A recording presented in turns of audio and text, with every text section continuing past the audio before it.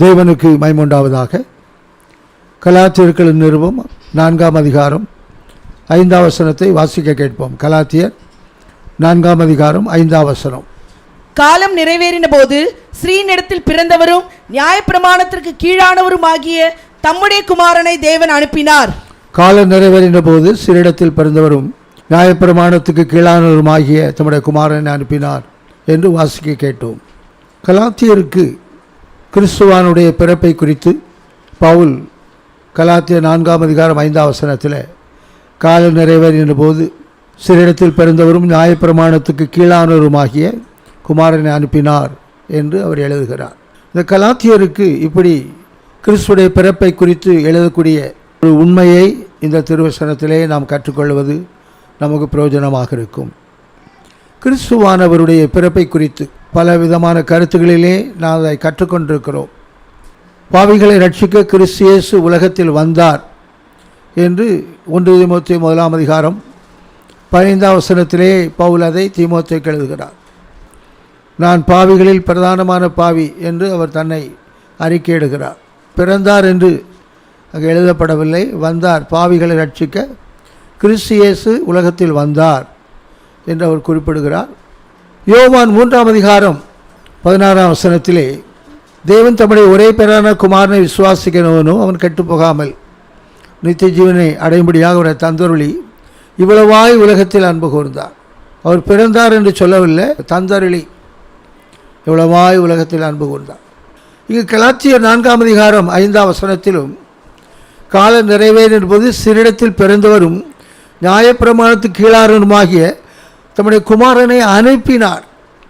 அவர் அனுப்பினார் என்ற இடத்துல சிறிடத்தில் பிறந்தவர் என்பது உள்ளடக்கம்தான். தந்தருளினார், வந்தார், அனுப்பினார். எனவே கிறிஸ்துடைய பிறப்பை குறித்து இப்படிதான் திருமறையிலே திருவசனத்திலே நாம் படிக்கிறோம். எப்படி அனுப்ப முடியும் என்றால், அவர் பரலோகத்தில் இறங்கி தேவனை பிரத்யட்சமாக பார்க்கக்கூடிய இடத்துல அல்ல, அவர் சிறிடத்தில் பிறந்த இடத்துல பாலகனாய் பிறந்தார், குமாரனாய் கொடுக்கப்பட்டார் என்று அந்த பாலகனாய் பிறந்தார் என்பதைத்தான் சிறிடத்தில் பிறந்தவரும் குமாரனாய் கொடுக்கப்பட்டார் என்பதுதான் தம்முடைய குமாரனை அனுப்பினார் என்று அதை நாம் கொண்டு வருகிறோம் கருத்தில். லூக்கா சுவிசேஷம் 2ஆம் அதிகாரம் 11ஆம் வசனத்தில் இதோ எல்லா ஜனத்துக்கும் மிகுந்த சந்தோஷத்தை உண்டாக்கும் நற்செய்தியை உங்களுக்கு நான் அறிவிக்கிறேன். இன்று கர்த்தராகிய கிறிஸ்து இரட்சகர் உங்களுக்கு தாவீதின் ஊரிலே பிறந்திருக்கிறார். இது தேவதூதன் மூலமாக சொல்லப்பட்ட நற்செய்தி. பெத்லகேமிலே பிறந்தார் என்று குறிப்பிடாதபடி தேவதூதன் தாவீதின் ஊரிலே பிறந்திருக்கிறார் என்று குறிப்பிடுகிறார். இந்த கலாத்தியர் 4:5 இந்த சிறிடத்தில் பிறந்தவரும் என்பதற்கும் நாம் போதனையை கற்றுக்கொள்ளப் போகிறோம். அவர் நியாயப்பிரமாணத்துக்கு கீழானவர் என்ற இடத்திலும் போதனை இருக்கிறது. குமாரனை அனுப்பினார் என்பதற்கும் போதனை நமக்கு இருக்கிறது, விளக்கங்கள் இருக்கிறது. கலாத்தியர் 4:5 அவர் சிறிடத்தில் பிறந்தார் என்று எழுதப்பட்டதற்கும் தம்முடைய குமாரனை அனுப்பினார் என்று பவுல் எழுதுவதற்கு மத்தியிலே நியாயப்பிரமாணத்துக்கு கீழானவர் என்று அங்கு சொல்லப்பட்டது. இந்த கலாத்தியர் 4:4 தான் இந்த நியாயப்பிரமாணத்தின் கீழ் அடிமையாக உள்ளவர்களை மீட்டு கொள்ளும்படியாக என்ற வார்த்தை 5ஆம் வசனத்துக்கு முன்பாக எழுதப்பட்டிருக்கிறது. கலாத்தியர் 4:4 நாம் புத்திர சுகாரத்தை அடையும்படி நியாயப்பிரமாணத்துக்கு கீழ்ப்பட்டவர்களை மீட்டு கொள்ளத்தக்கதாக புத்திர சுகாரத்தை அவர்கள் அடைந்து கொள்ள வேண்டும். நியாயப்பிரமாணத்துக்கு கீழ் அவர்கள் அடிமையாக உள்ளவர்களை மீட்டு கொள்ளக்கூடிய இடத்திலே நாம் புத்திர சுகாரத்தை அடைந்து கொள்ள வேண்டும். நியாயப்பிரமாணத்துக்கு கீழே நாம் இருக்கக்கூடிய இடத்துல நம்ம மீட்டு கொள்ள வேண்டும் என்பதற்கு அவர் அனுப்பப்பட்டார், சிறிடத்தில் பிறந்தார் என்பதை திருவசனத்திலே நாம் படிக்கிறோம். சிறுவேல் ஜனங்கள் இந்த புத்திர சுகாரத்தை இழந்து போய்விட்டார்கள். கலாத்தியர் 4 அவர்கள் சிறு பிள்ளைகள் என்ற இடத்துல இருக்கிறார்கள். அவர்களுக்கு சுதந்திரத்தை கொடுக்க முடியாது. கலாத்தியர் 4:1-2 வசனத்திலே பின்னும் நான் சொல்லுகிறது என்னவெனில், சுதந்திரவாளியானவன் எல்லாவற்றுக்கும் எஜமானாக இருந்தும் அவன் சிறு பிள்ளையாய் இருக்கும் காலம் அளவும் அவனுக்கும் அடிமையானவனுக்கும் வித்தியாசமில்லை. தகப்பன் குறித்த காலம் வரைக்கும் அவன் காரியக்காரருக்கும் வீட்டு விசாரணைக்காரருக்கும் கீழ்பட்டு இருக்கிறான். அதான் முக்கியம். அவன் குமாரன், ஆபிரகாம் சந்ததியில் அவன் பிறந்திருக்கிறான். ஆனால் அவன் ஒன்றும் சிறு பிள்ளை. இன்னும் குமாரன் என்ற இடத்தில் அவன் வரலை. அதனால் அவன் அடிமைதான். வீட்டு விசாரணைக்காரனிடத்தில் தான் அவன் ஒப்பு கொடுக்கப்பட்டிருக்கிறான். அடிமைக்கு அவனுக்கு வித்தியாசம் இல்லை என்று சொல்லப்பட்டிருக்கிறத. எனவே புத்திர சுகாரத்தை அடைந்து கொள்ள வேண்டும். அப்படி இல்லை என்றால் அவன் சிறு பிள்ளை தான். இந்த கலாத்தியர் 4:19 என் சிறு பிள்ளைகளே, கிறிஸ்து உங்களுக்குள் உருவாக்கப்படும் வரைக்கும் நான் மறுபடியும் கற்பவேனப்படுகிறேன் என்று பவுல் எழுதுகிறார். அப்போ கிறிஸ்து அவங்களுக்குள்ள உருவாக்கப்பட்டது போச்சு. அபாஷன் அப்படின்னு சொல்லுவாங்க இல்லையா, அப்படி போச்சு. மறுபடியும் கற்பவேனப்படுகிறேன்னு அர்த்தம் என்ன? அது இல்லாமல் போச்சு என்ற இடத்தில் தான் இஸ்ரவேல் ஜனங்கள் இருக்கிறார்கள். சிறு பிள்ளைகள் அவங்க புத்திர சுகாரத்தை அடைந்து கொள்ளும்படியாக தம்முடைய குமாரனை அனுப்பினார். நியாயப்பிரமாணத்துக்கு கீழாக அவங்க அடிமைகளாக இருக்கிறார்கள் என்றால், நியாயப்பிரமாணம் மோசே மூலமாக இஸ்ரவேல் ஜனங்களுக்கு கொடுக்கப்பட்டதால் நியாயப்பிரமாணம் அதை ஒரு பாக்கியம் என்று தான் 147 சங்கீதம் கடைசி 2 வசனத்தில் யாக்கோபுக்கு தம்முடைய பிரமாணத்தையும் இஸ்ரவேலுக்கு தம்முடைய நியாயத்தையும் வேறு எந்த ஜாதி கொடுத்திருக்கிறார் என்று மேன்மையாகத்தான் சொல்லப்பட்டிருக்கிறது. யாக்கோபுக்கு தம்முடைய வசனங்களையும் இஸ்ரவேலுக்கு தம்முடைய பிரமாணங்களையும் தமது நியாயங்களை அறிவிக்கிறார். அவர் வேறு எந்த ஜாதிக்கு இப்படி செய்ததில்லை. அப்போது இந்த நியாயப்பிரமாணம் இஸ்ரவேல் ஜனங்களுக்கு கொடுத்தது பெரிய மேன்மை. ஆனால் அந்த நியாயப்பிரமாணம் ஒரு அடிமைத்தனம் என்று அவர் சொல்லுகிறார். கலாத்தியர் 4 இந்த ஆகாரு இஸ்மவேல் என்பது அடிமைத்தனத்துக்குள்ளே, அது இப்போது இருக்கிற எருசலேமுக்கு சரி. சாராள் தான் மேலான எருசலேம், சுவாதீனம் உள்ளவர் 26 அவள் தான் நமக்கு தாய். எனவே இந்த சாராள் சுவாதீனமான இடத்திலே அவள் நமக்கு தாயாக இருக்கிறாள். அதான் புதிய ஏற்பாடு மேலான எருசலேம். ஆகார் இஸ்மவேல் இவங்க அடிமை. அந்த இடத்தில் தான் இஸ்ரவேல் ஜனங்கள் இருக்கிறார்கள். நியாயப்பிரமாணம் என்பது அப்படிதான், அந்த உண்மையில் தான் பவுல் அதை குறிப்பிடுகிறார். ஆகார் என்பது அரபு தேசத்தில் சீனாய் மலை, அது இப்போது இருக்கிற எருசலேமுக்கு சரி. அது பிள்ளைகளோடு அடிமைப்பட்டிருக்கிறாளே என்ற இடத்தில் தான் இஸ்ரவேல் ஜனங்கள் இருக்கிறார்கள். அவர்கள் ஆகார் சுமவேல் என்ற அடிமைத்தனத்திலிருந்து மீட்டுக்கொள்ளப்பட்டு சாராள் ஈசாக் என்ற சுவாதீனத்துக்குள் கொண்டு வரப்பட வேண்டும், புத்திர சுகாரத்துக்குள் கொண்டு வரப்பட வேண்டும் என்பதற்கு தான் குமாரன் அனுப்பினார் என்ற போதனையைத்தான் இங்கு பவுல் கலாத்தியர் 4 கொண்டு வருகிறார். அதை நம்ம புரிந்து கொள்ள வேண்டும். நியாயப்பிரமாணத்தை கீழானவர்களை மீட்டுக்கொள்ளும்படியாக. அப்போ நியாயப்பிரமாணம் இது 147 சங்கீதம் கடைசி 2 வசனத்தில் மேன்மையாக எழுதப்பட்டாலும் அது ஒரு அடிமைத்தனம் என்று இங்கு பவுல் அதை கொண்டு வருகிறார். ஒரு காலத்தில் அந்த பிதாக்களின் பாரம்பரியத்துக்காக ரொம்ப பக்தி வைராக்கியமாக கிறிஸ்துக்கு எதிராக நின்ற பவுல் தான் எவ்வளவோ சபையை துன்பப்படுத்தி பாழாக்கி தூசிக்கிறவன், துன்பப்படுத்துகிறவன், கொடுமை செய்கிறவன் என்றெல்லாம் தீமோத்தேயு 1:13 அவர் தன்னை அறிக்கை செய்கிறாரே, அவ்வளவு கொடுமையாக இந்த கிறிஸ்து சபைக்கு விரோதமாக செயல்பட்ட பவுல் இப்போ நியாயப்பிரமாணம் ஒரு அடிமைத்தனம் அப்படின்னு கொண்டு வர்றார். ஒரு காலத்தில் மேன்மையாக இருந்தவங்க கிறிஸ்து சபையை துன்பப்படுத்தக்கூடிய இடத்துல நாங்கள் தான் பெரிய கில்லாடி, எதிராக இப்படி ஒரு வந்துட்டாங்களே என்று சில கிறிஸ்து சபைக்கு எதிராக செயல்பட்ட பவுல், இயேசுவானவர் அப்போஸ்தலர் 9 அவரை சந்தித்து சவுலை பவுலாக மாற்றின பின்பு நியாயப்பிரமாணம் ஒரு அடிமைத்தனம், அது ஆகார் இஸ்மவேல் தான், சாராளும் ஈசாக்கும் இல்லை, ஆகவே மீட்டுக்கொள்ளப்பட வேண்டும். அதுக்குத்தான் காலம் நிறைவேறும் போது சிறிடத்தில் பிறந்தவரும் நியாயப்பிரமாணத்துக்கு கீழானவருமாகிய குமாரனை அனுப்பினார் என்று அவர் குறிப்பிடுகிறார். அப்போ நியாயப்பிரமாணம் என்ன என்பதை நாம் கற்றுக்கொள்ளும் போது, நியாயப்பிரமாணத்தினால பாவ நிவர்த்தி இல்லை. எபிரேயர் 10-4 வசனத்தில் நியாயப்பிரமாணத்தின் மூலமாக லேவி ஆசாரிய முறைமையின் மூலமாக எவ்வளவு பலி செலுத்தி கொண்டிருந்தாலும் அந்த பலி நிறுத்தப்படாதபடி பாவ நிவர்த்தி இல்லை என்று சொல்லப்பட்டிருக்கிறது. அதனால் பாவ நிவர்த்தியும் இல்லை, அது முழுமைக்குள்ளும் அது நம்மை கொண்டு போகாது. அது எபிரேயர் 7:11 எழுதப்பட்டிருக்கிறது. எபிரேயர் 7:11 அல்லாமலும் இஸ்ரவேல் ஜனங்கள் லேவி ஆசாரிய முறைமைக்குட்பட்டு இருந்த அல்லவோ நியாயப்பிரமாணத்தை பெற்றார்கள். அந்த ஆசாரிய முறைமையினாலே பூரணப்படுதல் உண்டாயிருக்குமானால் ஆரோனுடைய முறைமையின்படி அழைக்கப்படாமல் மெல்கிசேதேக்கின் முறைமையின்படி அழைக்கப்பட்ட வேறொரு ஆசாரியர் எழும்ப வேண்டுவதென்ன? லேவி ஆசாரிய முறைமையில் பூரணப்படுவதில்லை. லேவி ஆசாரிய முறைமையில் நியாயப்பிரமாணம் என்ற நிலையிலே அவர்கள் அதை ஏற்றுக்கொண்ட இடத்துல பூரணம் இல்லை. ஆனால்தான் மெல்கிசேதேக்கு முறைமை கொண்டு வந்திருக்கு. லேவி ஆசாரிய முறைமையில் பூரணம் இல்லை, பாவ நிவர்த்தியும் இல்லை, பூரணமும் அல்ல என்ற நிலைதான் அந்த நியாயப்பிரமாணத்தின் கீழ் அவங்க இருக்கிறாங்க. மற்றொன்று, பாவ நிவர்த்தியும் இல்லை, பூரணம் அல்ல என்று சொன்னாலும் பாவத்துக்கு பலமே நியாயப்பிரமாணம் அப்படின்னு ஒரு வார்த்தை போடுறாரு. அது எவ்வளவு நம்மளை சிந்திக்க வைக்கக்கூடிய இடத்துல இருக்குது. நியாயப்பிரமாணத்தில் பாவ நிவர்த்தியும் இல்லை, பூரணம் இல்லை. லேவி ஆசாரிய முறைமையின் நியாயப்பிரமாணத்தில் எபிரேயர் 10-4 பாவ நிவர்த்தி இல்லை. எபிரேயர் 7:11 அது பூரணத்துக்குள்ளும் கொண்டு போகாது அப்படின்னு பவுல் கொண்டு வருகிறார். இதை விட மோசம், பாவத்துக்கு பலன் கொடுக்கறதே நியாயப்பிரமாணம். ஐயோ பயமாக இருக்கே. அது 1 கொரிந்தியர் 15 மரணமே உன் கூரங்கே, பாதாளமே உன் ஜெயம் அங்கே. மரணத்தின் கூர் பாவம், பாவத்துக்கு பலன் நியாயப்பிரமாணம். 1 கொரிந்தியர் 15:55-56 எழுதப்பட்டிருக்கிறது. லேவி ஆசாரிய முறைமையில் உள்ள நியாயப்பிரமாணம் பாவ நிவர்த்தி இல்லை, பரிபூர்ணம் இல்லை அப்படின்னா கூட பரவாயில்ல.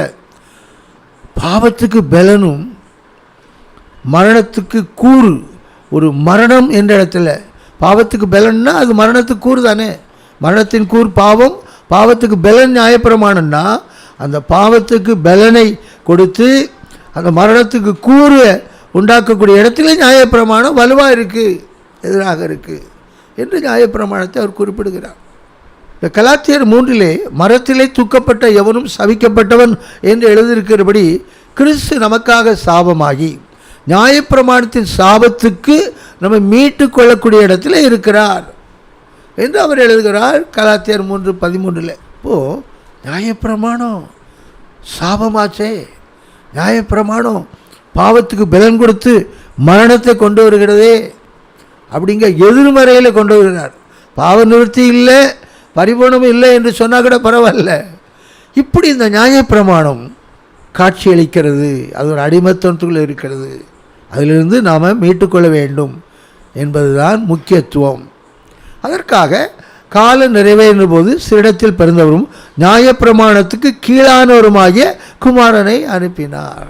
அவர் அந்த நியாயப்பிரமாண மார்க்கத்திலே அவர் பிறந்து வளர்ந்து நியாயப்பிரமாணத்துக்கு கீழானவர் என்ற இடத்துல அவர் குமாரனாய் அனுப்பப்பட்ட இடத்துல அந்த நியாயப்பிரமாணத்திலிருந்து மக்களை மீட்டுக்கொள்ளக்கூடிய இடத்திலே அவர் இருக்கிறார் என்று பவுல் அதை எழுதுகிறார்.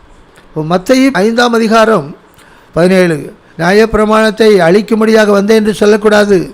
அதில் எழுதப்பட்டவர்கள் நிறைவேற்றி முடிவுக்கு வரைக்கும் ஒரு எழுத்து உறுப்பு அழியாது என்று ஆண்டவர் சொல்கிறார். நியாயப்பிரமாணத்தை நிறைவேற்றி முடிக்கக்கூடிய இடத்தில் அவர் இருக்கிறார். ரோமர் 10:4 கிறிஸ்து நியாயப்பிரமாணத்தின் முடிவாக இருக்கிறார். எனவே நியாயப்பிரமாணத்திலிருந்து மீட்டுக்கொள்ள வேண்டும் மக்களை என்பதுதான் அங்கு சொல்லப்பட்ட நோக்கம். நியாயப்பிரமாணம் இவ்வளோ பிரச்சனை இருக்குது. நியாயப்பிரமாணத்திலிருந்து எப்படி மீட்டுக்கொள்ள முடியும் என்றால் இந்த ரோமர் 7ஆம் அதிகாரம்தான் நியாயப்பிரமாணத்தை பற்றிய போதனை, உபதேசம். நியாயப்பிரமாணம் என்ன நிலையில் இருக்கிறது என்பதை சரியாக முழுமையாக தெளிவாக ரோமர் 7 பவுல் அதை எழுதுகிறார். அது பவுலுடைய கல்வியும் படிப்பிலும் தான் அதை நாம் புரிந்து கொள்ள முடியும். ஆனால் கடைசியாக நிர்பந்தமான மனிதன் நான், இந்த மரண சரீரத்திலிருந்து யார் என்னை விடுதலாக்க முடியும் என்று ஓலமிடுகிறார். நிர்பந்தமான மனுஷன் நான், மரண சரீரத்திலிருந்து யார் என்னை விடுதலையாக்குவார் அப்படிங்கி ஓல முடியக்கூடிய இடத்துல ரோமர் 8 தான் கிறிஸ்து இயேசுவினாலே ஜீவனுடைய ஆவியின் பிரமாணம் என்னை பாவ மரணம் என்கிற பிரமாணத்திலிருந்து விடுதலையாக்கிட்டே. ஆவியின் பிரமாணம் தான் நம்மை விடுதலையாக்குறது. அப்போது நியாயப்பிரமாணம் நமக்கு விடுதலை தரல, ஆவியின் பிரமாணம் தான் நமக்கு விடுதலை தருகிறது என்று ரோமர் 7 நியாயப்பிரமாணத்திலிருந்து நமக்கு யார் விடுதலையாக்குவார் என்ற ஓலம் ரோமர் 8 ஆவியின் பிரமாணம் விடுதலையாக்கிட்டு. அப்படிங்கிறதுல குமாரன் உங்களை விடுதலையாக்கினால் மெய்யாகவே விடுதலையாவீர்கள். சத்தியத்தை அறிவிகள், சத்தியம் உங்களை விடுதலையாக்கும். கர்த்தருடைய ஆவி எங்கேயோ அங்கு விடுதலை உண்டு. என்ற விடுதலையின் 3 போதனைகளை நாம் திருவசனத்திலேயே படிக்கிறோம். யோவான் 8ஆம் அதிகாரத்தில் தான் இந்த 2 விடுதலையும் ஆண்டவர் சொல்லுகிறார். குமாரன் உங்களை விடுதலையாக்கினால் மெய்யாகவே விடுதலையாவீர்கள். யோவான் 8:32 சத்தியத்தை அறிவீர்கள், சத்தியம் விடுதலையாக்கும். யோவான் 8:36 குமாரன் உங்கள் விடுதலையாக்கினால் மெய்யாக விடுதலையாவீர்கள். 2 கொரிந்தியர் 3ஆம் அதிகாரம் 17ஆம் வசனத்தில் கர்த்தருடைய ஆவி எங்கேயோ அங்கு விடுதலை உண்டு. எனவே விடுதலை பெற்றுக்கொள்வதற்கு குமாரன் மூலமாக விடுதலை, சத்தியத்தின் மூலமாக விடுதலை, கர்த்தருடைய ஆவி எங்கேயோ அங்கு விடுதலை உண்டு. இது ஆவியின் பிரமாணத்திலே நமக்கு கிடைக்கக்கூடிய விடுதலை. நியாய பிரமாணத்தில் நமக்கு குமாரன் மூலமாக விடுதலை அங்கு இல்லை, சத்தியத்தின் விடுதலை அங்கு இல்லை, கர்த்தருடைய ஆவியின் விடுதலை அங்கு இல்லை. இந்த 3 வகையான விடுதலை ஆவியின் பிரமாணத்தின் மூலமாக, குமாரன் மூலமாக விடுதலை, சத்தியத்தின் மூலமாக விடுதலை, கர்த்தருடைய ஆவி எங்கேயோ அங்கு விடுதலை உண்டு. இந்த குமாரன் மூலமாக விடுதலை என்பது நம்முடைய பாவ கிரியையிலிருந்து நமக்கு முதலாவது அவருடைய மரணத்தினாலே நமக்கு கிடைக்கக்கூடிய விடுதலை. பாவ கிரியையிலிருந்து, சரீரத்திலே நாம் செய்த அனைத்து பாவத்தின் கிரியையிலிருந்து குமாரன்கள் விடுதலையாக்கினால் மெய்யாகவே விடுதலையாவீர்கள். இந்த சத்தியத்தை அறிவீர்கள், சத்தியம் விடுதலையாக்கும் என்பது இயேசு கிறிஸ்து தம்முடைய அப்போஸ்தலருக்கு ஒப்பு கொடுத்த இடத்திலே அவர்கள் சத்தியத்தை நமக்கு போதனைக்குள் கொண்டு வரும்போது தான் நாம் விடுதலை பெற்றுக்கொள்கிறோம். அது ஞானஸ்நானத்தின் உபதேசம். இயேசு அதை தம்முடைய சீஷர்களுக்கு அப்போஸ்தலருக்கு ஒப்பு கொடுத்து அந்த போதனையை சொல்லும்படியாக கட்டளையிட்டிருக்கிறார் என்று மத்தேயு 28ஆம் அதிகாரம் கடைசி பகுதியில் எழுதப்பட்டிருக்கிறது. ஆகவே அந்த சத்தியத்தை நாம் கேட்கும்போது சத்தியம் நம்மை விடுதலையாக்கும் என்றால் நம்முடைய ஆதாமின் ஜென்ம குணத்திலிருந்து நாம் விடுதலையாக்கப்பட்டு ஆபிரகாமின் கீழ்ப்படிதல் நம்மளுக்குள்ளேயே கொண்டு வரப்படுகிறது. ஆதாமின் சந்ததியிலிருந்து நாம் விடுவிக்கப்பட்டு ஆபிரகாமின் சந்ததிக்குள்ளே நாம் கொண்டு வரப்படுகிறோம். கலாத்தியர் 3 கடைசியிலே நீங்கள் கிறிஸ்துவுடையவர்களானால் ஆபிரகாமின் சந்ததியும் வாக்குத்தத்தத்தின்படி சுதந்திராயும் இருக்கிறீர்கள், பரலோகத்தின் சுதந்திரம் நமக்கு கிடைக்கும் என்று எழுதப்பட்டிருக்கிறது. அது ஆதாமிலிருந்து ஆபிரகாம் சந்ததிக்கு மாற்றப்பட வேண்டும். ஆதாமின் சந்ததி என்பதுதான் குணக்கேடு, ஜென்ம குணம். ஆபிரகாமின் சந்ததி என்பதுதான் கீழ்ப்படிதல். அது ஞானஸ்நான உபதேசத்தின் மூலமாக சத்தியத்தை அறிவீர்கள், சத்தியங்களை விடுதலையாக்கும். 3வது கர்த்தருடைய ஆவி எங்கேயோ அங்கு விடுதலை உண்டு என்றால் அவர் பரிசுத்த ஆவியை பிதாவின் வலதுபார்சத்திலிருந்து அவர் நமக்கு தருகிறார். பெந்தெக்கோஸ்து நாளிலே பிதாவின் வலதுபார்சத்திலிருந்து அபிஷேகம் ஊற்றப்பட்டது. தொடர்ச்சியாக அந்த அபிஷேகம் இந்த கிருபையின் காலத்திலே ஒவ்வொருவரும் அதை பெற்றுக்கொள்ளக்கூடிய போதனை இருக்கிறது. அது நம்முடைய சொந்த சித்தத்தை முழுவதும் அழிக்கக்கூடிய இடத்திலே கர்த்தருடைய ஆவியானவர் இருக்கிறார். கர்த்தருடைய ஆவியானவர் அங்கு விடுதலை உண்டு என்றால் நம்முடைய சொந்த சித்தத்தை முழுவதும் அழிக்கக்கூடிய ஆவியானவர். அவர் தேவ சித்தம் செய்யக்கூடிய இடத்துல எவர்கள் தேவ ஆவியினாலே நடத்தப்படுகிறார்களோ அவர் தேவனுடைய புத்தர்கள். இடத்துல ஆவியானவர் நமக்கு நம்முடைய சொந்த சித்தத்தை அளிக்கிறார், தேவ சித்தத்துக்குள் வழி நடத்துகிறார். இதுதான் குமாரன் மூலமாக விடுதலை, சத்தியத்தின் மூலமாக விடுதலை, கர்த்தருடைய ஆவி மூலமாக விடுதலை என்பது மோசேயுடைய மார்க்கத்திலிருந்து ஒரு புதிய மார்க்கத்தை இயேசு துவக்கி அதிலே குமாரன் மூலமாக விடுதலை, சத்தியத்தின் மூலமாக விடுதலை, ஆவியான் மூலமாக உள்ள விடுதலை என்பதுதான். ஆவியின் பிரமாணம் நம்ம விடுதலையாக்கிட்டே, நியாயப்பிரமாணம் நம்ம விடுதலையாக்கலை. அப்படிங்கிற போதனையைத்தான் பவுல் இங்கு கொண்டு வருகிறார். இங்கு தாவீதின் குமாரன் தாவீதின் ஊரிலே பிறந்திருக்கிறார். தாவீது ஊரிலே பிறந்திருக்கிறார் என்ற இடத்துல என்ன போதனையை நாம் கற்றுக்கொள்கிறோம்? தாவீதுக்கு இந்த 2 சாமுவேல் 13 அம்னோன் என்ற குமாரன், தொடர்ச்சியாக அப்சலோம் என்ற குமாரன், தொடர்ச்சியாக அதோனியா என்ற குமாரன். 1 1 அவனை பற்றி நாம் படிக்கலாம். இந்த அம்னோன் என்பது பாவ மனிதனுக்கு நிழல். இந்த அப்சலோம் என்பது பழைய மனிதனுக்கு நிழல். இந்த அதோனியா என்பது ஒரு வெளியான மனிதன், சுவாதீன சித்தத்துக்கு நிழல். அம்னோன் என்பது நமக்கு தெரியும், பாவ மனிதன்.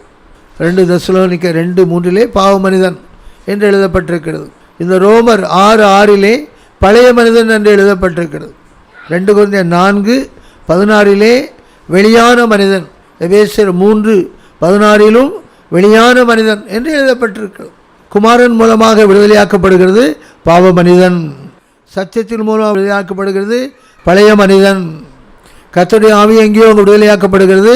வெளியான மனிதன், ஆவியினாலே வெளியான மனிதன் அழிக்கப்பட்டு உள்ளான மனிதன் நாளுக்கு நாள் பலப்பட வேண்டும் என்று 2 கொரிந்தியர் 4:16 எபேசியர் 3:16 16 எழுதப்பட்டிருக்கு. அம்னோன் என்றால் பாவ மனிதன், அப்சலோம் என்றால் பழைய மனுஷன், அவன் பயங்கரமானவன். அதோனியா என்றால் தாவீது உயிரோடு இருக்கும்போதே நான் தான் ராஜாவாவேன் என்று சொல்லி போய் அங்கே ராஜாவாக போயிட்டான். அந்த நேரத்தில் தான் நாத்தான் பத்சேபாலும் இணைந்து தாவீது உயிரோடு இருக்கும்போதே சாலமோனை தாவீதின் சிங்காசனத்திலே அமர வைக்கிறார்கள் என்று 1 ராஜாக்கள் 1 எழுதப்பட்டிருக்கிறது. அப்போது குமாரன்களை விடுதலையாக்கினால் அம்னோனிலிருந்து விடுதலை, சத்தியத்தை அறிவிகள் சத்தியங்களை அப்சலோமிலிருந்து விடுதலையாக்கும்.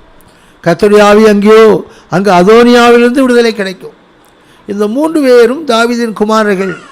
1 நாளாகமம் 22:9 உனக்கு பிறக்கப் போகிற குமாரன் அவன் அமைதியிலுள்ள புருஷனாக இருப்பான், அவனை அமர்ந்திருக்க செய்வேன், அவன் ராட்சியத்தில் அமரிக்க கட்டளையிடுவேன், அதனால் அவனுக்கு பெயர் சாலுமோ, அவனுக்கு நான் பிதா, அவன் எனக்கு குமாரன் என்பதான் தாவீதின் ஊரிலே பிறந்திருக்கிறான்.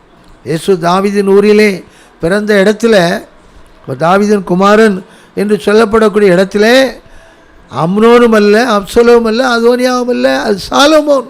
அம்னோன், அப்சலோன், அதோனியா என்பவர்கள் 2 சாமுவேல் 3 எப்ரோனிலே பிறந்தவர்கள்.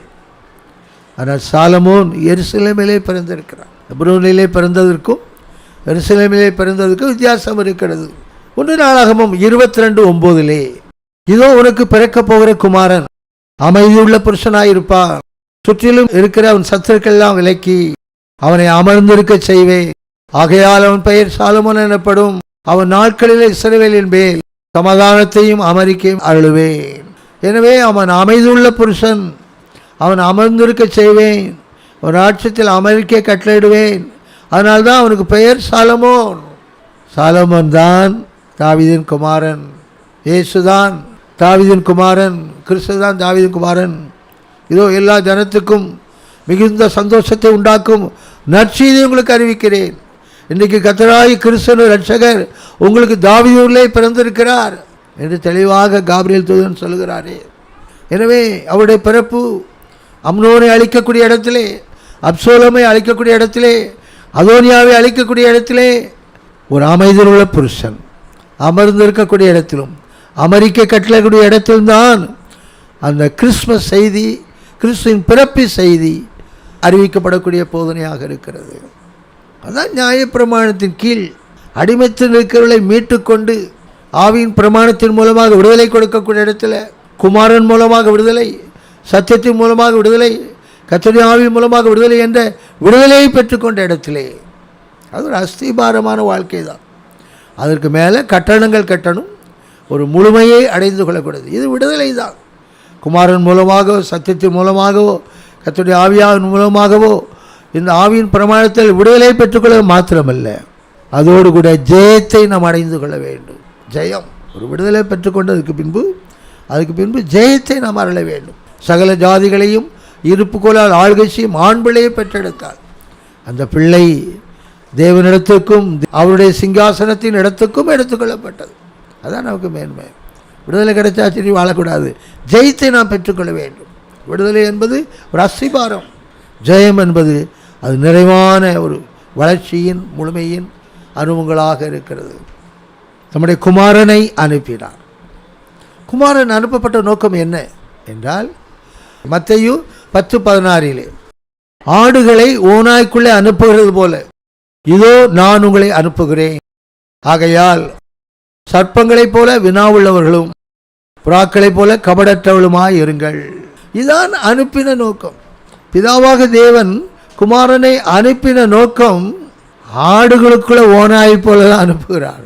அப்படிதான் இஸ்ரவேல் ஜனங்கள் ஆடு என்ற இடத்திலே ஓநாய்களாக அவரை பட்சித்தார்கள். கிறிஸ்துவின் சபையை சவுல் துன்பப்படுத்தினது அவன் பீறுகிற ஓநாய். ஓநாய் ஆடை தான் பீறும். பெனிமீன் பெறுகிற ஓனாய் என்று ஆதியா 49:27 எழுதப்பட்டிருக்கிறது. பெனிமீன் கோத்திர சவுல் தான் கிறிஸ்துவின் சபையை துன்பப்படுத்துகிற ஓனாய், ஆட்டுக்குட்டியை துன்பப்படுத்துகிற ஓனாய்.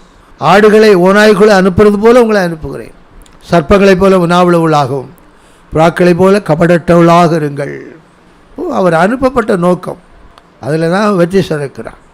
சிலுவையில் ஜனங்கள் வரை கொலை செய்கிறார்கள், சிலுவையிலே அவர் வெற்றி சிறந்தார். நம்முடைய அப்போஸ்தலர்களும் பிதா என்னை எதற்காக அனுப்பினாரோ அதை போல் நானும் உங்களை அனுப்புகிறேன். குமாரனை அனுப்பின நோக்கம் என்ன? நம்முடைய அப்போஸ்தலரை அனுப்பின நோக்கம் என்ன? சர்ப்பங்களைப் போல வினாவுள்ளவளாகவும் புறாக்களைப் போல கபடற்றவளாக இருங்கள். புறாக்கள் என்ற இடத்துல நமக்கு முக்கியத்துவம் கொடுக்கப்பட்டிருக்கிறது. என் புறாவோ என் உத்தமி ஒருத்தியே என்று உன்னத பாட்டில் எழுதப்பட்டிருக்கிறது. அதுக்கு முக்கியத்துவம் இருக்குது. நாம் அவருக்கு மணவாட்டி என்ற இடத்துல என் புறாவோ என் உத்தமி ஒருத்தியே என்ற இடத்துல வாக்தத்தம் இருக்குது. ஆனால் அந்த புறாவோ உத்தமி ஒருத்தியே என்ற வாக்தத்தை பெற்றுக்கொள்ள நாம் சர்ப்பங்களைப் போல வினாவுடையவளாக இருக்க வேண்டும். அதுதான் முக்கியம். அதில் என்ன போச்சு? அந்த புறாக்களைப் போல கபடற்றவர்களை வஞ்சித்து விடுவான் என்று ரோமர் 16 எழுதப்பட்டிருக்கு. ரோமர் 16:17 அன்றியும் சகோதரரே, நீங்கள் கற்றுக்கொண்ட உபதேசத்துக்கு விரோதமாய் பிரிவினைகளையும் இடர்களையும் உண்டாக்குறவர்களை குறித்து எச்சரிக்கையாயிருந்து அவர்களை விட்டு விலக வேண்டும் என்று உங்களுக்கு புத்தி சொல்கிறேன்.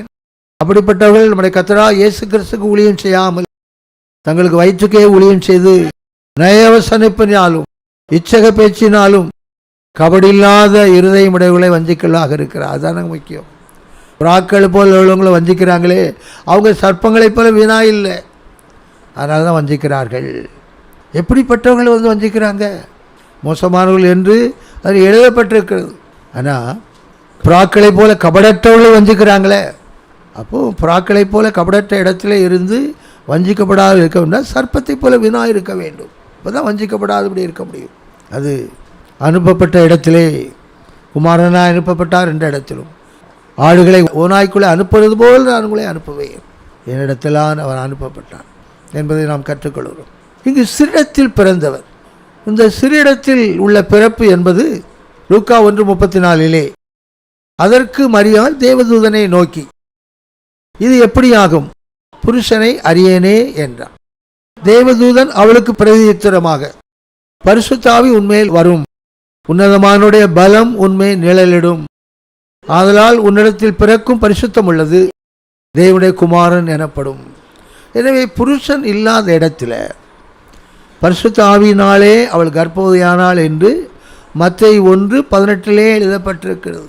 யோசேப்புக்கு மரியாள் நியமிக்கப்பட்ட இடத்துல அவள் கூடி வருவதற்கு முன்பாக அவள் பரிசுத்த ஆவியினாலே கர்ப்பவதியானாள் என்று எழுதப்பட்டிருக்கு. இது பரிசுத்த ஆவியினாலே அவள் கர்ப்பவதியானாள், புருஷன் இல்லை. இங்கு பரிசுத்த ஆவியினாலே அவள் கர்ப்பவதியானாள் அப்படி எழுதப்பட்டிருக்கு. இந்த காயின் பொல்லாங்கனால் உண்டானவன். 1 யோவான் 3:12 பொல்லாங்கனால் உண்டாயிருந்து தன் சகோதரனை கொலை செய்த காயினை போல் இருக்க வேண்டாம் என்று யோவான் குறிப்பிடுகிறார். அப்போ அவன் இந்த பொல்லாங்கன் என்பது ஒரு ஆவி தானே, பிசாசு. பிசாசுக்கு அந்த சரீரம் இல்லையே. அப்போது அந்த பிசாசு, பொல்லாங்கன் என்பது பிசாசு. பொல்லாங்கனால் அந்த காயின் உண்டாயிருக்கிறான். அங்கு ஒரு சரீரம் இல்லை அப்படிங்கிறதான் கருது. இங்கு பரிசுத்த ஆவியினாலே அவர் கர்ப்பவதியானாள் என்பது அது பரிசுத்த ஆவியானவர். இங்கு பொல்லாங்கன் என்பது ஒரு ஆவி, பொல்லாத ஆவி. பொல்லாத ஆவியினாலே அவர் உண்டாயிருக்கிறார். உனக்கும் சிரிக்கும் உன் வித்துக்கும் அவள் வித்துக்கும் பகை உண்டாக்கவே. யோவான் 8:44 நீங்கள் உங்கள் பிதாவாகிய பிசாசினாலே உண்டாயிருக்கிறீர்கள் என்று அதே யோவான் தான் சொல்லுகிறார். யோவான் 8:44 நீங்கள் உங்கள் பிதாவாகிய பிசாசானவனால் உண்டானவர்கள், உங்கள் பிதாவுடைய இச்சைகளின்படி செய்ய மனதாயிருக்கிறீர்கள். அவன் ஆதி முதற்கொண்டு மனுஷ கொலைபாதனாக இருக்கிறான். அதான் உனக்கும் சிரிக்கும் உன் வித்துக்கும். ஆதி முதல்னா காயின் தான் அங்கே அவர் சொல்லுகிறார். அவன் ஆதி முதற்கொண்டு மனுஷ கொலைபாதகனாக இருக்கிறான். சத்தியம் அவனிடத்தில் இல்லாதபடியினால் அவன் சத்தியத்திலே நிலை நிற்கவில்லை. அவன் பொய்யனும் பொய்க்கு பிதாவுமாய் இருக்கிறபடியினால் அவன் பொய் பேசும்போது சொந்தத்தில் எடுத்து பேசுவான். சகோதரன் எங்கே? சொந்தத்தில் எடுத்து பேசுகிறான். அவனுக்கு நான் காவலாளியோ? சொந்தத்தில் எடுத்து பேசுகிறான். இந்த யோவான் அப்போஸ்தலன் இந்த யோவான் 8:44 காயினோடு இணைத்து தான் எழுதுகிறார். அதான் உனக்கும் சிரிக்கும் பகை உண்டாக்குவேன், உன் வித்துக்கும் அவள் வித்துக்கும் பகை உண்டாக்குவேன். அப்போது ஸ்திரீக்கு வித்து இல்லை. ஸ்திரீயின் வித்து யாரு? இயேசுதான் ஸ்திரீயின் வித்து. இயேசுக்கு இஸ்ரவேல் ஜனங்களுக்கும் பகை இருக்குது. உனக்கும் ஸ்திரீக்கும், அது காயினுக்கும் ஆபேலுக்குள்ள பகை. உன் வித்துக்கும் அவள் வித்துக்கும். இங்கே உன் வித்து என்பது பிசாசின் வித்து என்பது யோவான் 8:44. இஸ்ரவேல் ஜனங்கள் பொல்லாங்கெல்லாம் உண்டாயிருக்கிறாங்க. ஸ்திரீயின் வித்து என்பது இயேசு. ஸ்திரீக்கு வித்து இல்லை. அவள் பரிசுத்தாவினாலே கர்ப்பவதியானாள் என்பது ஸ்திரீயின் வித்து, புருஷ வித்து அல்ல. புருஷ சித்தத்தின்படியோ மாம்ச சித்தத்தின்படியோ பிறவாதபடி தேவனாலே பிறந்த அனுபவம் என்று யோவான் 1:13 எழுதப்பட்டிருக்கு. இரத்தத்தினாலோ புருஷ சித்தத்தினாலோ மாம்ச சித்தத்தினாலோ அல்லாதபடி தேவனால் பிறந்தவர்கள். யோவான் 1:13 அவர்கள் இரத்தத்தினாலாவது மாம்ச சித்தத்தினாலாவது புருஷனுடைய சித்தத்தினாலாவது பிறவாமல் தேவனாலே பிறந்தவர்கள். அப்போ ஆபேல் தேவனால பிறந்திருக்கான், காயின் பொல்லாங்கனால பிறந்திருக்கான். இஸ்ரவேல் ஜனங்கள் பொல்லாங்கனால் உண்டாயிருக்கிறாங்க. இந்த ஸ்ரீவித்தாகி இயேசு தேவனால் உண்டாயிருக்கிறார், தேவனால் பிறந்திருக்கிறார் அப்படிங்கிறது தெளிவாக இருக்குது. இதுக்கு பகை உண்டாக்குறாங்க. அதுதான் சிறிடத்தில் பிறந்தவர். சிறிடத்தில் பிறந்தவர் என்பது பரிசுத்த ஆவியினாலே பிறந்தவர். பொல்லாங்கனால் உண்டான காயினும் பொல்லாங்கனால் உண்டான இஸ்ரவேல் ஜனங்களும் இந்த ஸ்திரீயின் வித்து என்ற இயேசுவுக்கு எதிராக வந்து அவங்க செயல்படுகிறார்கள். காயினுக்கும் ஆபேலுக்கும் எப்படி பகை ஏற்பட்டதோ அதுபோல் இயேசுவுக்கும் இஸ்ரவேல் ஜனங்களுக்கு பகை. இஸ்ரவேல் ஜனங்கள் காயினை போல பொல்லாங்கனால் உண்டான இடத்துல, இயேசு கிறிஸ்து ஸ்திரீயின் வித்து என்று தேவனால் பிறந்த இடத்துல, இந்த ஆபேல் தேவனால் பிறந்த இடத்துல ஒரு நல்ல கருத்தின் இணைப்பை நாம் கொண்டு வருகிறோம். எபிரேயர் 12:24 புது உடன்படிக்கையின் மத்தியஸ்தராகிய இயேசுவின் இடத்திற்கும் ஆபேலுடைய இரத்தம் பேசினதை பார்க்கிலும் நன்மையானவைகளை பேசுகிற இரத்தமாகிய தெளிக்கப்படும் இரத்தத்தின் இடத்திற்கும் வந்து சேர்ந்தீர்களே. இப்போ ஆபேலின் இரத்தம் பழிவாங்கும். இது இயேசுவின் இரத்தம் மன்னியும் என்று சொல்லுகிறது. அது ஆபேலின் இரத்தம் பேசினதை பார்க்கிலும் நன்மையானதை மேன்மையானதை பேசின இரத்தத்திடத்தில் வந்தீர்களே. ஆபேலின் இரத்தம், உன் சகோதரனுடைய இரத்தத்தின் சத்தம் என்னை நோக்கி கூப்பிடுகிறது என்று தேவன் காயினோடு பேசுகிறார். அது பழி வாங்கக்கூடிய இரத்தம். இயேசுடைய இரத்தம் பிதாவே இவளுக்கு மன்னியும் என்ற இரத்தம். அதைத்தான் நாம் சிறிடத்தில் பிறந்த இடத்துல ஆபேலின் இரத்தம் பழி வாங்கக்கூடிய இரத்தம். அவன் தேவனால் பிறந்தாலும் இரத்தம் பழி வாங்கினது. பொல்லாங்கனால் உண்டான காயின் அவனை கொன்ற இடத்துல தேவனால் பிறந்த ஆபேல் பழிவாங்கும் என்று ஒரு இரத்தத்தின் சத்தம் என்னை நோக்கி கூப்பிடுகிறது. ஆனால் பொல்லாங்கனால் உண்டான இஸ்ரவேல் ஜனங்கள் ஸ்திரீயின் வித்தாகிய தேவனுடைய குமாரனாகிய இயேசுவை சிலுவையிலே கொன்ற இடத்துல பிதாவே இவளுக்கு மன்னியும் என்று இரத்தம் பேசுகிறது. அதான் 4000 ஆண்டு காலமாக உள்ள ஆபேல் முதல் யோவான் சாணங்களுடைய அப்படிதான் அது இரத்தம் பேசுகிறது. 2000 ஆண்டு காலமாக முழுமை அடையாத பூரணம் அடையாத பரிசுத்தவான்கள் மணவாட்டி சபை இல்லாத அனைவருடைய இரத்தமும் அப்படி தான் பேசுகிறது. இயேசுவின் சாட்சியின் இரத்த சாட்சியாக இருக்கட்டும், அந்தி கிறிஸ்துவால் கொல்லப்பட்ட இரத்த சாட்சியாக இருக்கட்டும், அனைவரும் பழி வாங்கக்கூடிய இடத்தில் தான் அந்த இரத்தம் பேசுகிறதாக எழுதப்பட்டிருக்கிறது. வெளிப்படுத்தும் விசேஷம் 6ஆம் அதிகாரம் 9ஆம் வசனத்திலிருந்து தொடர்ச்சியான வசனங்களை நீங்கள் குறித்து கொள்ளுங்கள். 5ஆம் முத்திரை உடைக்கப்பட்ட பின்பு பலிபீடத்தின் கீழ் ஆத்துமாக்கள் நிற்கு. அவங்களெல்லாம் வசனத்தின் மித்தம் சிறை செய்யப்பட்டவர்கள் நிற்கிறாங்க. பலிபீடத்தின் கீழே ஆத்துமாக்களாக நிற்கிறாங்க. பரிசுத்தமும் சத்தியமுள்ள ஆண்டவரே, தேவரீர் பூமியின் மேல் குடியிருக்கிற இடத்தில் எங்கள் இரத்தத்தை குறித்து எதுவரைக்கும் நியாயத்தீர்ப்பு செய்யாமலும் பழி வாங்காமலும் இருப்பீர் என்று மகா சத்தமிட்டு கூப்பிட்டார்கள். எனவே 4000 ஆண்டு காலமாக ஆபேல் முதல் யோவான் சாணகன் முடிய உள்ள இரத்த சாட்சிகள் எங்கள் இரத்தத்தை குறித்து எதுவரைக்கும் நீர் பேசாமல் இருப்பீர், பழி வாங்காமல் இருப்பீர் என்று சத்தமாக கூப்பிடுகிறாங்க. அதுக்கு பின்பும் இயேசுவை பற்றிய சாட்சி 2000 வருஷம் இருக்குது, முழுமைப்படாத சாட்சி. அப்புறம் அந்தி கிறிஸ்துவை பற்றிய சாட்சி. இந்த 3 இரத்த சாட்சிகள் கூட்டம்தான் வெளிப்படுத்தல் 20:4 எழுதப்பட்டிருக்கிறது. வெளிப்படுத்தல் 20:4 அன்றியும் நான் சிங்காசனங்களை கண்டேன், அவைகளின் மேல் உட்கார்ந்தார்கள், நியாயத்தீர்ப்பு கொடுக்கும்படி அவர்களுக்கு அதிகாரம் அளிக்கப்பட்டது. இயேசுவை பற்றிய சாட்சி நிமித்தமும் தேவனுடைய வசனத்தின் நிமித்தமும் சிரச்சேதம் பண்ணப்பட்டவர்களை ஆத்துமாக்களையும் மிருகத்தையாவது அதன் சொர்பத்தையாவது வணங்காமலும் நெற்றியிலும் தங்கள் கைகளிலும் முத்திரையை தரித்துக் கொள்ளாமலும் இருந்தவர்களையும் கண்டே. அவர்கள் உயிர்த்து கிறிஸ்துவை கூட 1000 வருஷம் அரசாண்டார்கள். இது 3 இருக்கு. அந்தி கிறிஸ்துனால் கொல்லப்பட்டவங்களும் இருக்காங்க, இயேசுவை பற்றி சாட்சி இருக்காங்க, வசனத்தினால் சிறைச்செய்யப்பட்டவங்க இருக்காங்க. இந்த 3 கூட்டமும் பழி வாங்கக்கூடிய கூட்டம்தான். மணவாட்டி சபை ஒன்றுதான் மன்னிக்கக்கூடிய இடத்துல இருக்குது. அதை நாம் புரிந்து கொள்ள வேண்டும். நீங்கள் வெளிப்படுத்தல் 19ஆம் அதிகாரம் முதல் 3 வசனத்தில் இந்த 3 கூட்டத்தாரும் இணைந்து பழி வாங்கினாரே என்று ஆர்ப்பரிக்கிறார்கள். வெளிப்படுத்தல் 19 முதல் 3 வசனத்திலே இவைகளுக்கு பின்பு பரலோகத்தில் திரளான ஜனங்கள் இடுகிற ஆரவாரத்தை நான் கேட்டேன். அவர்கள் அல்லேலூயா, ரட்சணியமும் மகிமையும் கனமும் வல்லமையும் நம்முடைய தேவனாகிய கர்த்தருக்கே உரியது. அவருடைய நியாய தீர்ப்புகள் சத்தியமும் நீதிமானவைகள். தன் வேசித்தனத்தினாலே பூமியை கெடுத்த மகாவேசிக்கு அவர் நியாய தீர்ப்பு கொடுத்து நம்முடைய ஊழியக்காரின் இரத்தத்திற்காக அவளிடத்தில் பழி வாங்கினாரே என்றார்கள்.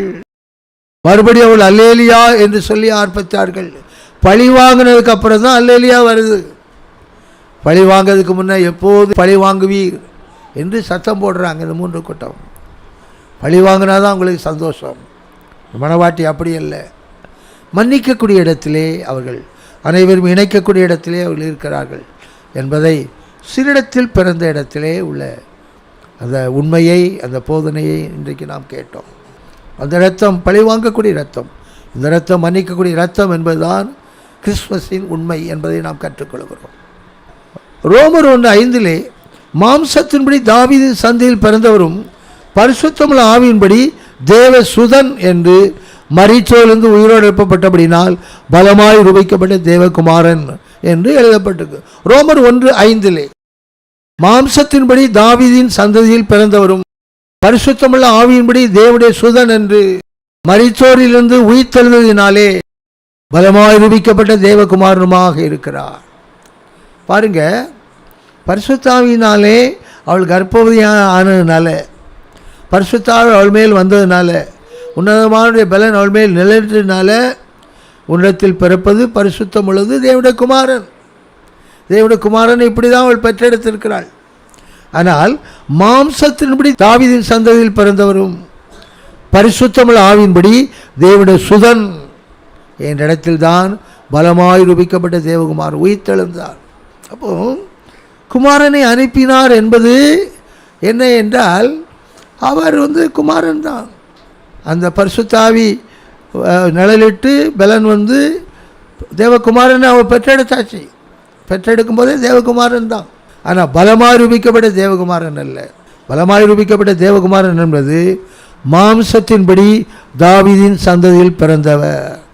அப்போது சிறிடத்தில் பிறந்த இடத்திலே உள்ள பிறப்பு என்பது தேவகுமாரன். ஆனால் மாம்சத்தின்படி தாவீதின் சந்ததியில் பிறந்தது யாருன்னா மனுஷகுமாரன். அவள் யோசேப்புக்கு நியமிக்கப்பட்ட இடத்துல யோசேப்பு அவளை அறியாது இயேசு என்று பெயரிட்டாச்சு என்பதுதான் தேவகுமாரன். பரிசுத்தாவியினாலே கர்ப்பவதியாய் பிறந்த தேவகுமாரன். மாம்சத்தின்படி தாவீதின் சந்ததியில் பிறந்தவர் என்றால் அவர் மனுஷகுமாரன் என்று அது சொல்லப்பட்டிருக்கிறது. மத்தேயு 16ஆம் அதிகாரம் 13 மனுஷகுமாரனாக என்ன மக்கள் என்னப்பா சொல்கிறாங்க அப்படி தம்முடைய சீஷர்கிட்ட கேட்குறார். ஐயா, உங்களை யோவான் ஸ்நானன்னு சொல்கிறாங்க, எரேமியான்னு சொல்கிறாங்க, எலியாவுன்னு சொல்கிறாங்க, தீர்க்கதரிசனம் சொல்கிறாங்க. நீங்கள் எப்படி எங்களை சொல்கிறீங்க? நீர் ஜீவனுள்ள தேவனுடைய குமாரனாகிய கிறிஸ்து, நீர் தேவன், நீர் தேவனுடைய குமாரன், நீர் கிறிஸ்து என்றால் அபிஷேகிக்கிறவர். நீர் ஜீவனுள்ள தேவனுடைய குமாரனாகிய கிறிஸ்து. அவர் தேவனிடத்திலும் குமாரனிடத்திலும் கிறிஸ்து என்ற பெயரிலே அபிஷேகம் பண்ணுகிறவர். மெல்கிசேதேக்கு முறைமையின் ஆசாரியன் என்ற இடத்துல நமக்கு அபிஷேகத்தை கொடுக்கிறவர். தேவனுமாக இருக்கிறார், குமாரனுமாக இருக்கிறார், பரிசுத்த ஆவியானவரை நமக்கு தரக்கூடிய அளவிலே மெல்கிசேதேக்கு என்ற இடத்துல வலது பார்சத்தில் உட்கார்ந்து இருக்கிறார். 3 ஆள் அவர் தானே. தேவனும் அவர் தான், குமாரனும் அவர் தான், பரிசுத்த ஆவியான அவரே. நீ ஜீவனுடைய தேவனுடைய குமாரனாய கிறிஸ்து என்று பேதுரு சொன்ன உடனே, எப்பா மாம்சமும் ரத்தம் இதை சொல்லலை, பரலோகத்தில் இருக்கிற பிதா ஆவியான சொல்றாரு. இந்த வெளிச்சத்திலே இந்த கல்லின் மேல் சபையை கட்டுவேன், பாதாளத்தின் வாசல் அதை மேற்கொள்வதில்லை என்ற வார்த்தையை அவர் உறுதிப்படுத்துகிறார். மனுஷகுமாரன், அவர் மனுஷகுமாரன். எனவே மாம்சத்தின்படி தாவீதின் சந்தியில் பிறந்தவர் மனுஷகுமாரன். ஆனால் பரிசுத்தமுள்ள ஆவியின்படி தேவனுடைய சுதன். இந்த பரிசுத்தமுள்ள ஆவியின்படி என்பது வசனம், அதான் பரிசுத்தமுள்ள ஆவி. யோவான் 17 இப்போது நீங்கள் கேட்ட வசனத்தினாலே சத்தியத்தினாலே பரிசுத்தமாக்கப்பட்டீர்கள் என்று சொல்லுகிறார். இந்த வசனம் என்பது பரிசுத்தத்தின் ஆவி. யோவான் 6:63 மாம்சம் ஒன்றுக்கு உதவாது, நான் சொன்ன வசனம் ஆவியாயும் ஜீவனுமாக இருக்கிறது. எனவே வேத வசனம், திருவசனம், இயேசு சொன்ன வசனம்தான் பரிசுத்தமுள்ள ஆவி. நான் சொன்ன வசனம் உங்களுக்கு ஆவியாயும் ஜீவனுமாக இருக்கிறது. அதான் தேவனுடைய ஆவி உங்களில் வாசமாக இருந்தால் மாம்சத்துக்குட்பட்டிராதபடி ஆவிக்குட்பட்டு இருப்பீர்கள். அதுதான் பரிசுத்தமுள்ள ஆவி. மாம்சத்தின்படி தாவீதின் சந்தையில் பிறந்த மனுஷகுமாரன், பரிசுத்தமுள்ள ஆவியின்படி தேவனுடைய சுதன் என்று மரித்தோர் இருந்து உயிரோடு எழுப்பப்பட்ட இடத்துல பலமாய் நிரூபிக்கப்பட்ட தேவகுமாரன். அப்போது அவர் தலையில் பரிசுத்தமுள்ள ஆவி இருக்குது. வசனம் உடைய தலையில் இருப்பது தான் பரிசுத்தமுள்ள ஆவி. இருதயத்திலே இருப்பது பரிசுத்த ஆவி, தலையிலே இருப்பது வேத வசனம், பரிசுத்தமுள்ள ஆவி. நம்முடைய ஆவி பரிசுத்தமுள்ள ஆவியாக வருவது வசனம், அதான் தேவனுடைய ஆவி என்பது வசனம். இந்த பரிசுத்த ஆவி என்பது நம்முடைய சரீரத்தை உயிரோடு எழுப்பக்கூடியதுதான் பரிசுத்த ஆவி. ரோமர் 8:11 இயேசுவை உயிரோடு எழுப்பிய ஆவி உங்களில் வாசமாக இருந்தால் சாவுக்கான சரீரத்தை உயிர்ப்பிப்பார் என்று ரோமர் 8:11 பவுல் எழுதுகிறார். ஆகவே இந்த நல்ல நாளிலே நாம் அனைவரும் காலம் நிறைவேறும் போது சிறிடத்தில் பிறந்தவரும் நியாயப்பிரமாணத்துக்கு கீழானவருமாகிய நம்முடைய குமாரனை அனுப்பினார் என்ற இடத்துல பாவிகளை ரட்சிக்க கிறிஸ்து இயேசு உலகத்தில் வந்தார். இவ்வளவாய் தந்தொழி உலகத்தில் அன்பு கூர்ந்தார். நம்முடைய குமாரனை அனுப்பினார் என்ற இடத்துல தான் அவருடைய பிறப்பு எழுதப்பட்டிருக்கிறது. இதோ எல்லா ஜனத்துக்கும் மிகுந்த சந்தோஷத்தை உண்டாக்கும் நற்செய்தியை உங்களுக்கு அறிவிக்கிறேன். இன்னைக்கு கர்த்தராகிய கிறிஸ்து ரட்சகர் உங்களுக்கு தாவீது ஊரிலே பிறந்திருக்கிறார் என்ற இடத்துல நாளிலே நியாயப்பிரமாணத்துக்கு கீழாக அங்கு புத்திர சுகாரத்தை அடைந்து கொள்ளக்கூடிய இடத்திலே ஆகார் இஸ்மவேலை போல அடிமைத்தனத்துக்குள்ளே இருக்கிறார்களே, சாராள் ஈசாக்கை போல இன்னும் சுவாதீனத்தை இஸ்ரவேல் ஜனங்கள் பெற்றுக்கொள்ளவில்லையே, அவளை மீட்டுக்கொள்ள வேண்டும் என்ற இடத்துல குமாரன்களை விடுதலையாக்கினால் மெய்யாக விடுதலை ஆவீர்கள். சத்தியத்தை அறிவிகள், சத்தியம் உங்களை விடுதலையாக்கும். கர்த்தருடைய ஆவி எங்கேயோ அங்கு விடுதலை என்ற இடத்திலே சகல ஜாதிகளையும் இருப்புகளை ஆளுகை செய்யக்கூடிய சிங்காசனத்தை பெற்றுக்கொள்ளக்கூடிய இடத்திலே விடுதலை பெற்றுக்கொள்வோம், ஜெயத்தை பெற்றுக்கொள்வோம், சிங்காசனத்தை பெற்றுக்கொள்வோம்.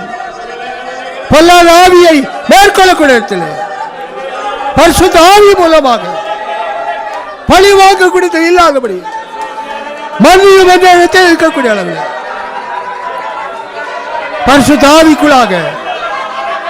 ஆவிக்குள்ளாக எல்லா ஜனத்துக்கும் மிகுந்த சந்தோஷம் நோக்கும் நற்செய்தி. பாவ மனிதன், பழைய மனிதன், வெளியான மனிதன்